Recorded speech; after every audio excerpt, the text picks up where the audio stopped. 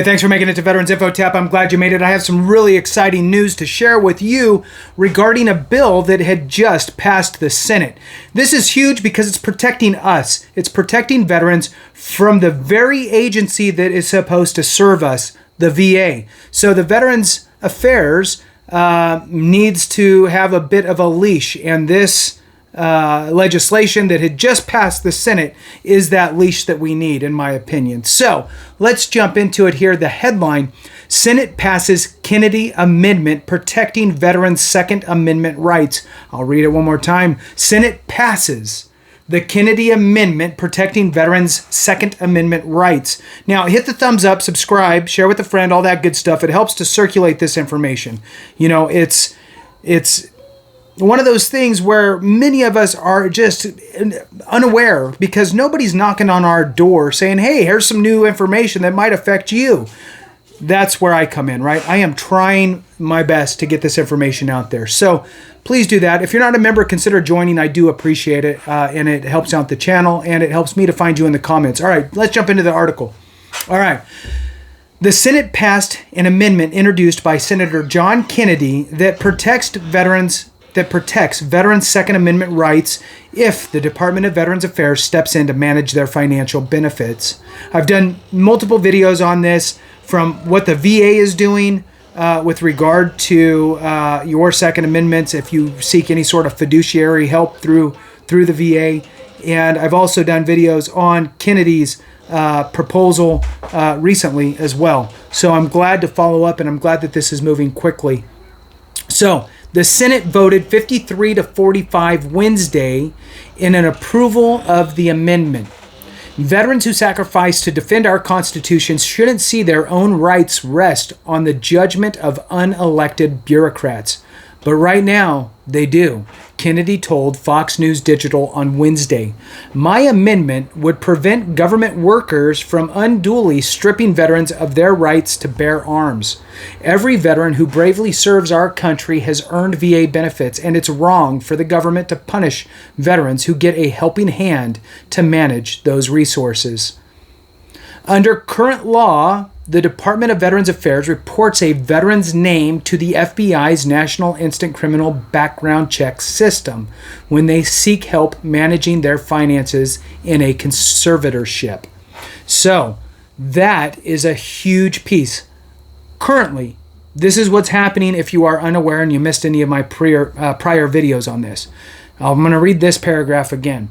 Under current law, the Department of Veterans Affairs reports a veteran's name to the FBI's National Instant Criminal Background Check System when they seek help managing their finances in a conservatorship, which means that when you go to purchase a firearm and they do the background check, your name pops up. So let's move on. Here's another quote here. If a veteran who defended this country has to go to the VA and ask for help managing his or her financial affairs, the VA automatically reports that veteran to the FBI National Instant Criminal Background Check System. And that veteran loses his or her firearm, period. This is what Kennedy said on the floor of the Senate on Wednesday. Automatically. No due process, just, you need help with your finances? Done. So that's a bit, I don't know. That's a bit much. So let's move on. Veterans, the amendment was spearheaded by Kennedy and fellow Republican Senator Jerry Moran of Kansas, who championed the measure in June as one that would. That's funny. One that would prevent government workers. It's funny because they have two woods, so whatever. So one that would prevent government workers from unduly stripping veterans of their right to bear arms. All our amendment would do would be able to say the VA, just because you ask them for help with your money, cannot automatically take away your firearm or report you to the FBI's Instant Criminal Background Check System, unless a judge has ruled that the veteran is in danger to himself or to others, Kennedy said on the Senate floor on Wednesday. So that's a little nugget, right? So we're all about trying to kind of read between the lines here or pick out other pieces, right? So all our amendment would do would be able to say, the VA, just because you've asked for help with your money, veteran, the VA cannot automatically take away your firearm or report you. So the amendment is they can't report you and they can't force your guns away. And the only way that would happen is if the VA deems that you're unfit for whatever reason, and even then, they can't do it. They have to seek judicial action and have a judge agree with them, the VA, that you should not have a firearm. So there's actually, due process, go figure, right? So let's move on. I'm looking for the arrow on my keypad. All right. The executive director of the NRAs, Institute for Legislative Action, the gun rights group lobbying arm, applauded the amendment's passage and Senators Kennedy and Moran for leading the charge on the bill. So I think we're getting close to the end. The men and women who volunteer to defend the Constitution deserve to be protected by the same Constitution. That's exactly what I think. So the men and women who volunteer to defend our Constitution deserve to be protected by the same Constitution and have due process, for which they risked their life and limb. NRA ILA Executive Director Randy Kuzuch, I'm not sure, exclusively told Fox News Digital Wednesday. It is a national embarrassment that anti-gun bureaucrats in Washington, D.C. have gotten away with unilateral stripping veterans of their rights for decades. On behalf of millions of NRA members, many of whom are veterans, we applaud Senators Kennedy and Moran for leading on this important issue. He continued. Democrat Connecticut Senator Chris Murphy argued against the amendment Wednesday, claiming it would arm mentally incompetent veterans and lead to a death sentence for scores of deeply mentally ill veterans. And I'm going to tell you right now, that sentence and quotations in here does zero good for us veterans. And I don't have PTSD, just as a disclaimer, but for those that do have PTSD, that paragraph is a complete disservice to everything that we as a veteran community have done to try to shed the correct light on PTSD. This makes it sound like, oh my God, all veterans, especially those with PTSD, are completely mentally incompetent and they have they're deeply mentally ill. So guess what? Don't hire them, right? Because they will cause problems. Don't rent your house to them because they will cause problems. So this type of language, without the correct sort of backdrop, is damning, in my opinion. So I am kind of opposed, actually, and